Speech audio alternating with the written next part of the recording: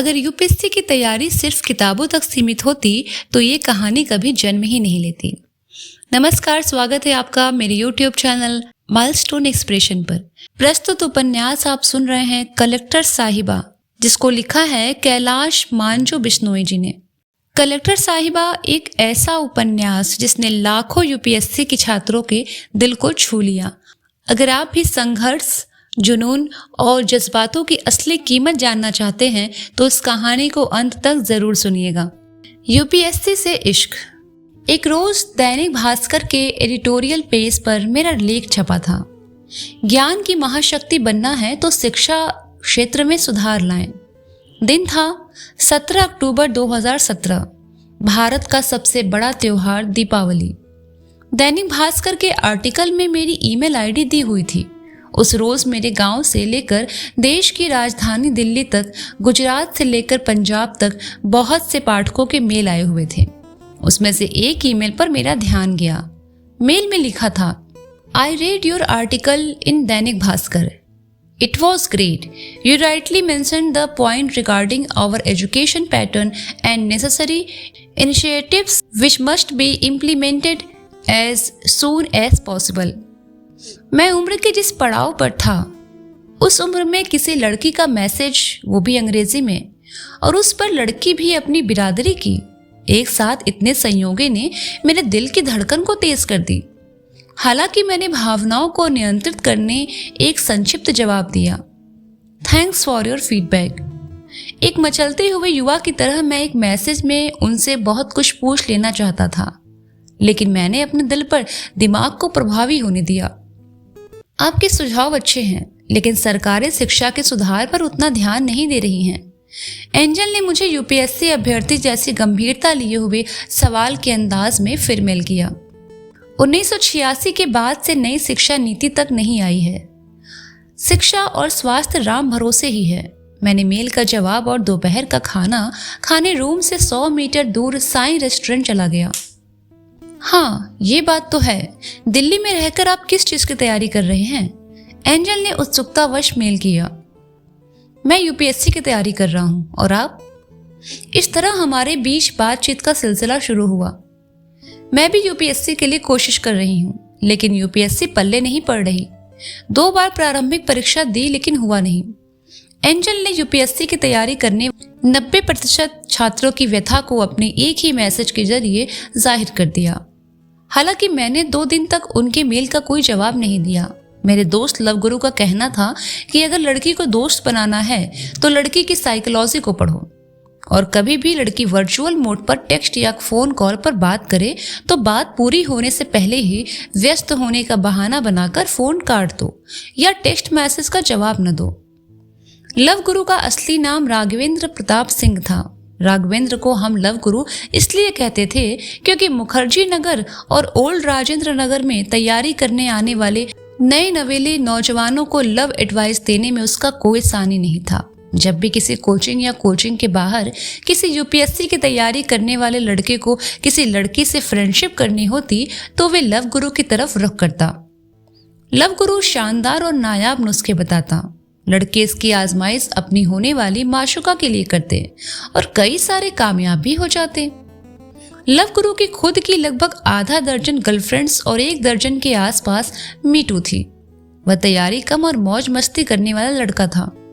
मैंने एंजल के मेल का जवाब ठीक 2 दिन पश्चात रात्रि में नियमित मोटिवेशनल फेसबुक पोस्ट करने के तुरंत बाद दिया।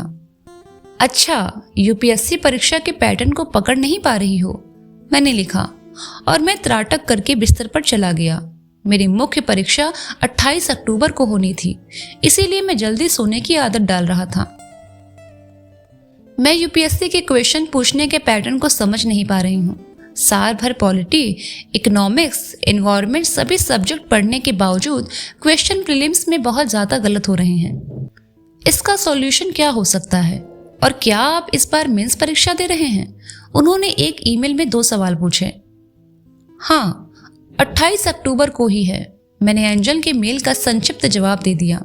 आईएएस प्रीलिम्स 2017 के रिजल्ट को आए हुए 3 महीने से ज्यादा हो चुके थे, लेकिन एंजल ये तय नहीं कर पा रही थी कि 3 जून 2018 को होने वाली यूपीएससी प्रीलिम्स के लिए क्या स्ट्रेटजी अपनाए कि इस बार कम से कम प्रीलिम्स के चक्रव्यूह को भेदा जा सके।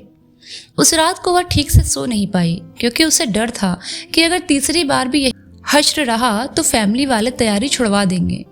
उस रात को एंजल सोच रही थी कि जब मैं कक्षा 6 में थी तो दिव्या मैडम ने उनसे पूछा था, बड़े होकर क्या बनना है? उसने तपाक से कहा था, कलेक्टर। अब वो सोच रही थी कि बचपन के सपने को साकार करने में यूपीएससी का प्रारंभिक चरण ही उसके लिए सबसे बड़ी बाधा बन गया है। वह 2 प्रयासों में प्रीलिम्स पास न कर पाने के कारण हीन भावना से ग्रस्त हो चुकी थी।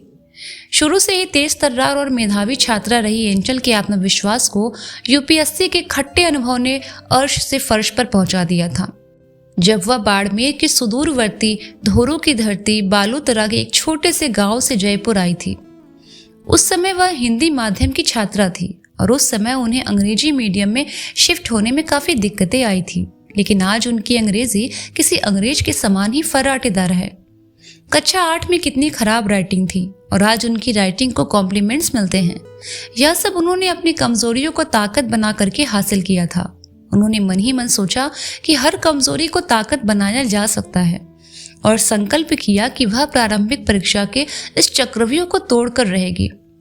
मेरा 2 बार से आईएएस प्री क्लियर नहीं हो रहा है, क्या आप मुझे गाइड करेंगे? उन्होंने सुबह सुबह ही मुझे मेल किया।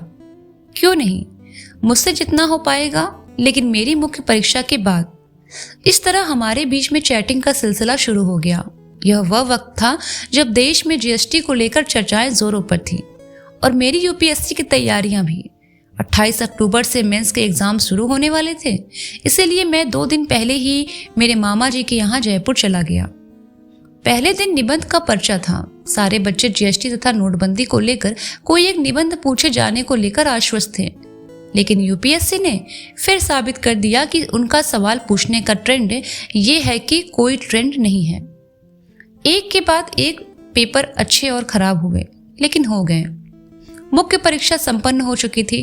मैंने राहत की सांस ली, इसीलिए नहीं कि पेपर बहुत अच्छे गए थे, इसलिए क्योंकि कंक्रीट के शहर की जीवन शैली से मुक्त होकर सप्ताह 10 दिन के लिए अपने गांव में सुकून भरे दिन बिताने को मिलने वाले थे।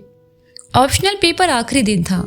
उसी दिन मैं जैसलमेर इंटरसिटी से जोधपुर निकल गया। पेपर कैसे गए? एंजल का मेल आया। लग तो रहा है ठीक हुए हैं, देखते हैं क्या होता है, मैंने जवाब दिया। यूपीएससी जैसी प्रतियोगिता परीक्षा में अधिकतर बच्चों का पेपर तो ठीक जाता है, पर रिजल्ट अक्सर ठीक नहीं आता। प्रतियोगी परीक्षा और कॉलेज की परीक्षा में बस यही फर्क होता है कि कॉलेज में पेपर खराब हो जाए तो दोस्तों से सुपर बकवास कहने में संकोच नहीं करते, लेकिन यहाँ सब उम्मीद भरी नजरों से देखते हैं। इसीलिए यूपीएससी के पेपर देने वाले हर अभ्यर्थी के बाद में ठीक कहना एक सामाजिक मजबूरी बन जाती है। ओके, प्री परीक्षा में मैं 2 बार फेल हो चुकी हूँ। क्या रणनीति अपनाओ कि 3 जून 2018 की परीक्षा आसानी से पास कर जाऊं? परिवार वालों और सगे संबंधियों ने सवाल पूछ कर कान पका दिए हैं कि प्री क्यों नहीं हो पा रहा है। ये सवाल मेरे दिल में कांटे चुभो देता है। एंजल ने अपनी व्यथा मुझे सुनाई। सबसे पहले सिविल सेवा परीक्षा एवं कॉलेज लेवल की परीक्षा में अंतर समझने की जरूरत है। मैंने कहा, क्या हम फोन कॉल पर बात कर सकते हैं अगर आपको कोई प्रॉब्लम ना हो तो? एंजल का मैसेज अगले ही क्षण दिखलाई पड़ा। कॉन्टेक्ट नंबर की अदला बदली के बाद उनका कॉल आया। हाय हेलो कहने के बाद मैंने कहा कि सिविल परीक्षा में 5 लाख बच्चे प्री परीक्षा में बैठते हैं और पास होते हैं लगभग 12,000, यानी केवल 2%। इनमें से 70% बच्चे पहले ही प्री पास किए होते हैं। जो आंकड़े दिखते हैं वह असल में उतने होते ही नहीं हैं। तो यह कॉलेज परीक्षा से बिल्कुल अलग तरीके की प्रतियोगी परीक्षा है। मैंने मुखर्जी नगर के बाबा टाइप लोगों के अंदाज में कहा। अच्छा ये बात है, उन्होंने कहा। यूपीएससी की तैयारी का फर्स्ट रूल यही जान लीजिए कि किताबों को ज्ञान के लिए नहीं, एग्जाम के लिए पढ़ना है। आपको पता होना चाहिए कि किस टॉपिक को स्किप करना है और किस को ज्यादा टाइम देना है, अदरवाइज एग्जाम तो नहीं निकलेगा। पर मुखर्जी नगर और राजेंद्र नगर के ज्ञानी बाबाओं में नाम जरूर शुमार हो जाएगा। मैंने यूपीएससी की तैयारी का फर्स्ट गोल्डन रूल बताते हुए कहा, ये ध्यान रखो कि आईएएस आसमान से नहीं टपकते, वो हम व आप में से ही होते हैं। लेकिन ये लोग जिस मंजिल की ओर जाना होता है उसी ट्रेन के डिब्बे में सफर करते हैं। ये लोग धुन के बेहद पक्के होते हैं ना। इन लोगों के दिलों में आग लगन की जलती है, इसीलिए इन्हें सफलता हर हाल में मिलती है। मेरा यूपीएससी वाला ज्ञान निकलना शुरू हो चुका था। आईएएस की तैयारी का सबसे बड़ा फायदा ये है कि अगर 2-3 साल गंभीर रूप से तैयारी कर ली जाए तो कम से कम आप ज्ञान बघाड़ने की कला में तो सिद्धहस्त हो जाते हैं। फिर आप किसी भी टॉपिक पर, किसी भी समय, किसी भी व्यक्ति को ज्ञान देने के लिए अपनी तरफ से समझाने की कोशिश करने लग जाते हैं। देश व सरकार की हर समस्या पर अपना व्यू पॉइंट जरूर देते हैं। क्या बात है, आप तो अच्छे मोटिवेटर भी हो, उन्होंने तारीफ करते हुए कहा। अच्छा ये बताइए, सिलेक्शन में किस्मत का कितना रोल होता है? किस्मत को मैं नहीं मानता, ये किस चिड़िया का नाम है? तैयारी करने से पहले भाग्य की बात करना बेमानी है। इसीलिए इंसान को कभी भाग्य का रोना नहीं रोना चाहिए। आप एक दिन के लिए भी किस्मत चमकने का इंतजार मत कीजिए। आपको और कुछ नहीं करना है सिवाय कड़ी मेहनत के। भाग्य को अपने ढंग से काम करने दो, आप अपने ढंग से काम करो। भाग्य तो आलसी लोगों का गहना है, आप जैसे कर्मठ लोगों का नहीं। वही युवा सफलता हासिल करता है जिन्हें खुद के कर्म पर विश्वास होता है। मैंने मोटिवेशनल स्पीकर के अंदाज में कहा, एक चीज कही जाती है कि आईएएस सीरियस नहीं, सिंसियर लोग बनते हैं। इसमें आपकी क्या राय है? इस सवाल के साथ मैं समझ गया कि थोड़ा बहुत तो पढ़ाई उन्होंने भी की है। मेरा अंदाज थोड़ा सामान्य हुआ। आप बिना सिंसियर हुए आईएएस क्या पटवारी भी नहीं बन सकते हैं। आज के टाइम में तैयारी के प्रति गंभीर होना जरूरी है, लेकिन हर कोई हो नहीं पाता। सिविल सेवा की तैयारी करने वाला हर अभ्यर्थी तैयारी में गंभीरता चाहता है, पर आज नहीं कल से। करियर बनाते समय 99% छात्रों के लिए यह कल कभी आता ही नहीं। अरे उन्हें पता नहीं कि कल तो सप्ताह का सबसे व्यस्त दिन होता है। वे सोचते हैं आज सिर भारी भारी लग रहा है, आज नहीं कल से चाप कर पढ़ूंगा। अरे आज लिखने का मन नहीं कर रहा है, कल से हर रोज 10 पेज लिखूंगा। सोचिए ये कल वाला भूत इतना गहराई से हमारे शरीर में क्यों बैठ गया है। ध्यान रखिए, टाल मटोल करने वाले छात्रों के लिए यूपीएससी के दरवाजे हमेशा बंद मिलते हैं। अंत में 100 बातों की एक बात, टाल मटोल का जो भी कारण हो, बुखार हो तो भी पढ़िए, बारिश हो रही हो तो भी क्लास जाइए, अंगुलियों पर छाले हो जाएं तो भी लिखिए। आप तभी सफल होंगे जब अंधेरे में किताबों में छपे अक्षर नजर आने लगेंगे। मैंने ये लाइनें कुछ दिन पहले फेसबुक पर पोस्ट की थी और उनसे बात करने के दौरान ये लाइनें गाइड करने की बजाय इम्प्रेस करने के लिए बोल दी। ये भी सच्चाई है कि जब मैं पहली बार फ़ोन पर बात कर रहा था तो गाइडेंस कम और इम्प्रेस करने की ज़्यादा कोशिश कर रहा था। यह हर एक लड़के का एक लड़की से बात करने के दौरान का सबसे दुर्बल गुण है। मैं तो बहुत आलसी हूँ, मैं तो कई बार 13-14 घंटे का पढ़ने का शेड्यूल बनाकर रख देती हूँ, लेकिन उतना पढ़ नहीं पाती। मेरा कैसे सिलेक्शन होगा? एंजल ने अपनी चिंता जाहिर की। जरूरी नहीं कि आप 14 घंटे पढ़ाई करेंगे तभी आप आईएएस बनेंगे। पढ़ाई में घंटे मायने नहीं रखते, गुणवत्ता मायने रखती है। आप कह रही हैं कि मैं शेड्यूल बनाकर रख के छोड़ देती हूँ और आप टाल मटोल करने लग जाती हैं। जो व्यक्ति सफलता के लिए सबसे जरूरी काम को बोरिंग मानकर टाल देता है, समझ लीजिए वो असफलता के बीज को बो रहा है, जैसा कि आप पिछले 2 प्रयासों में गलतियां कर रही हो। सफलता पाने का इच्छुक व्यक्ति बोरिंग तथा सबसे मुश्किल लगने वाले जरूरी काम को सबसे पहले करता है, इसीलिए वो व्यक्ति सबसे पहले सफल भी हो जाता है।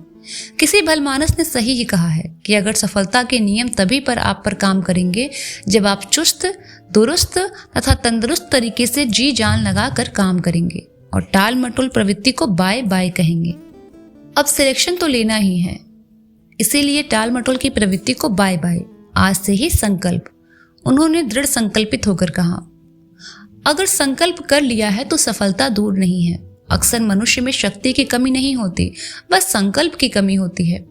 दुनिया में दृढ़ संकल्प से बड़े बड़े काम हो रहे हैं, फिर बात ट्रंप की हो, पुतिन की या मोदी सर की। ये लोग अपने दृढ़ संकल्प के बल पर देश दुनिया की दशा दिशा बदलने में लगे हुए हैं। इसीलिए ही कहा जाता है कि इतिहास महज चंद संकल्पवान लोगों के साहसिक कदमों की चहलकदमी भर होता है। मुझे नहीं पता कि ये लाइनें कहाँ से निकल रही थी, लेकिन ये काफ़ी मोटिवेशनल टाइप की थी। दिमाग शायद इसीलिए ज्यादा काम कर रहा था ताकि लड़की इंप्रेस हो सके। अच्छा, ये ट्रेन की आवाज आ रही है, कहीं जा रहे हो क्या? उन्होंने मुझे बीच में टोकते हुए कहा। हाँ, मैं जयपुर से अपने गांव जा रहा हूँ जो जोधपुर में है। मैं जयपुर जंक्शन की जैसलमेर इंटरसिटी में बैठ गया हूँ। ट्रेन को रवाना होने में अभी 5 मिनट का समय है। अच्छी बात यह रही कि मुझे खिड़की वाली सीट मिल गई। अच्छा, आप तैयारी के गोल्डन रूल्स बता रहे थे, तो बताइए दूसरा गोल्डन रूल क्या है यूपीएससी के किले को भेदने के लिए? उन्होंने पूछा। मैंने यूपीएससी की तैयारी के दौरान जो अनुभव हासिल किया है वह बता रहा हूँ, क्योंकि आपने तैयारी की रणनीति पूछी है, बस इसलिए। अगर वह नहीं भी पूछती तो भी मैं आधे घंटे बाद एक एक करके यूपीएससी की तैयारी के लिए सारे गोल्डन रूल बता चुका होता।